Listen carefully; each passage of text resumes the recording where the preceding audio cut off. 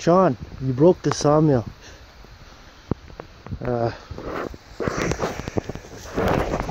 Hey everybody, we're at the bandsaw mill, and because it rained yesterday so much, we decided we were gonna saw a couple logs up. They're getting to be pretty dry already.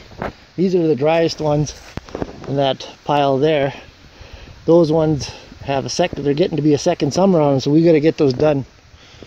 We gotta get those done this winter, right, Sean? Yeah. Anyway, I went to start this bad boy up, and the last time I used it was actually in the video that we did, right? Yeah. Last time we used it was in the last video. We cut a few logs, and we never used it since. And I went to fire it up now. I had the booster cables on it because the battery went dead. I always got to remember we're not going to be here, undo those cables.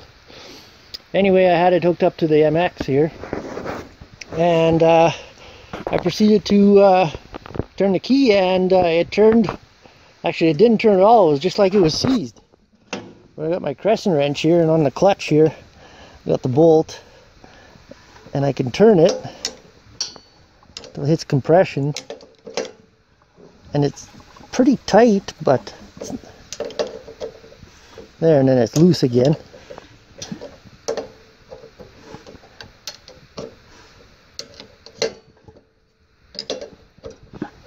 But it seems like it shouldn't be that tight. Like I can feel the compression stroke on one side. This is what happens. It just gets to that point and locks right up. I can't turn it this way because this bolt will loosen. But I can take it out of there. Turns fine there.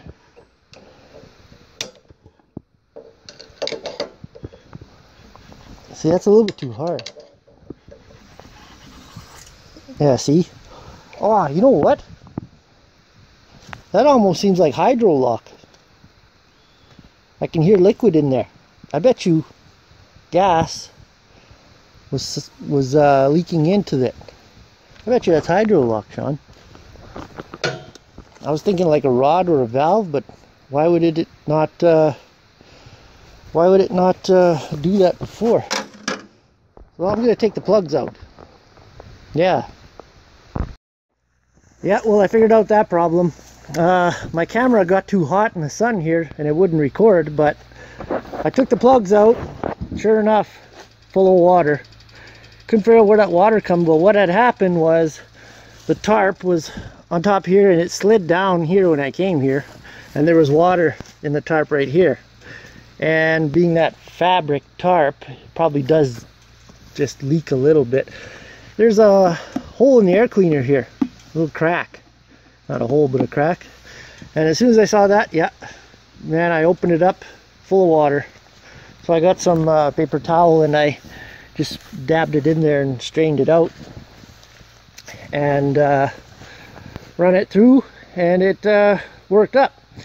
Then I cut 3 passes off this log here. And I was going to start filming more, but then I thought of something really quick. I thought, well, if there was oil in the or if there was water in the cylinders, some of that water might have got past the rings and into the oil. So I thought I better pull. I pulled the plug before we checked it to check the oil before we started it, and the oil looked good because I just changed it in the winter. And I pulled it out now. Cream. So we can't cut anymore because there's water in the oil and it's up to there, over full. So we're gonna have to drain the oil, change the filter. Not gonna cut anymore, saw anymore. The wood is not that bad. Got a little bit of turn color there, a little bit of holes in it. But what can you ask for? For this wood has actually been sitting here like 4 years, I think. That's like too long. Too long. Look at the bark has already come off it. What it should have been was debarked. Or how they do it when they're sawmilling logs that they're not going to saw right away, they throw them in a pond. They throw them in a pond and they keep in the water. Heavier than a bugger, and you really got to dry them after. But yeah. So it Yeah, they will work for some planks and that. Like it's not, yeah, the wood is getting to be a little bit of rot in it. But we'll make something out of it. Ants are in it already in there. There's not too many of those ones left. That's those little ones right there. I'm going to cut up for firewood, and the rest I'll probably saw. We'll get what we'll get out of these ones. Then we'll start sawing those ones, and that's the good wood. But anyway, I'm just gonna have to leave this like this. That log will probably dry out like that. It's a little bit wet from the rain. And we're gonna take the battery off because it's like I just boosted it off the tractor. But I'm gonna take it home and put it on the charger, and we'll bring it back when we're ready to saw some more. So anyway, that's the shortened sawmilling day. It's hot. There's no wind right here because the trees block all the wind, which is nice in the winter time, but right now it is hot. Nice cool cloudy day would be better to come out here. But anyway, we're going to take this apart, the battery off, and tarp it back up good this time. And I don't know why is there only 2 tarp straps here? You guys only use 2 tarp straps? There's only 2. That's not enough. So you need a tarp because this plastic is very brittle in the sun. So does the gas tank is better, but that water tank is brittle. Anyway, we're gonna tarp this up, take the battery out, and give her back home. Right, Sean?